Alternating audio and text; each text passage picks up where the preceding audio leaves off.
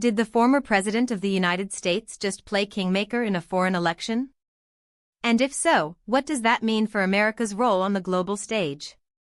These aren't hypothetical questions, they're the reality unfolding right now, and it's a story you absolutely need to hear.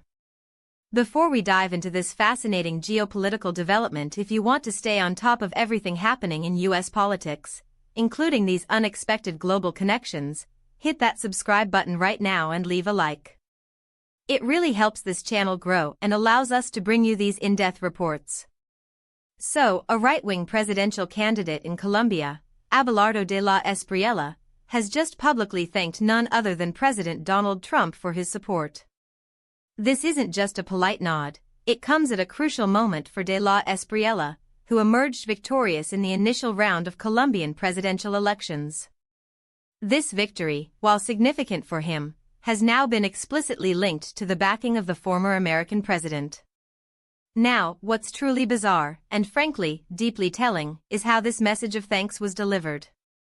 It wasn't just a simple tweet or a statement to the press.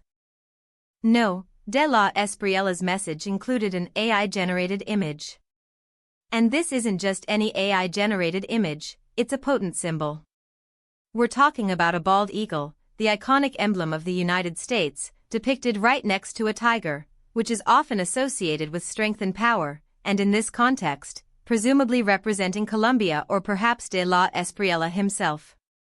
The eagle, with its imposing presence, is clearly presented as a source of solidarity, or perhaps even a protector, for the tiger. Let's break down why this is so significant. Firstly, the fact that a presidential candidate in a major South American nation is actively seeking and publicly acknowledging support from a former U.S. president is a powerful statement in itself. It signals a desire for a specific kind of international alignment, one that resonates with a particular brand of conservative politics that Trump himself embodies. De la Espriella represents a strong, right-wing faction, and Trump's presidency was often characterized by an America First approach that, while domestically focused, also signaled a willingness to engage with like-minded leaders abroad. Secondly, the use of an AI-generated image, especially one featuring such potent national symbols, is a deliberate and modern communication strategy. It's not just about conveying a message, it's about creating a visual narrative. The eagle and the tiger, side by side, create an impression of partnership, of a shared vision, or even of a conferred blessing. It's a sophisticated, albeit slightly unsettling, way to signal this transatlantic connection. It taps into the visual language of power and alliance that resonates across cultures, even if the medium itself is cutting-edge and a little bit artificial. What does this mean for the ongoing Colombian presidential race? If de la Espriella is indeed benefiting from perceived Trumpian support, it could galvanize his base and attract voters who are drawn to that strongman image and nationalist rhetoric. It also suggests that the political currents in the U.S., even after a change in administration, continue to exert influence in other parts of the world. The Trump brand, for better or worse, still carries weight internationally, particularly within conservative circles. Who is affected by this? Obviously, the Colombian people are directly impacted as they choose their next leader. But this also affects the Biden administration's foreign policy. The White House will likely be watching this closely. If a former president is perceived to be interfering, or at least influencing, a foreign election, it can complicate diplomatic efforts and create an perception of parallel, perhaps even competing, American foreign policy. It could also be seen as an attempt to undermine current U.S. diplomatic strategies or alliances.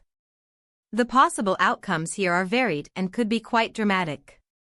It could strengthen de la Espriella's hand, leading to his eventual election and potentially ushering in a new era of Colombian foreign policy aligned with a specific U.S. conservative ideology. It could also, conversely, backfire, alienating voters who are wary of foreign influence or who prefer a more traditional diplomatic approach. On the U.S. side, it raises questions about the boundaries of presidential influence once out of office.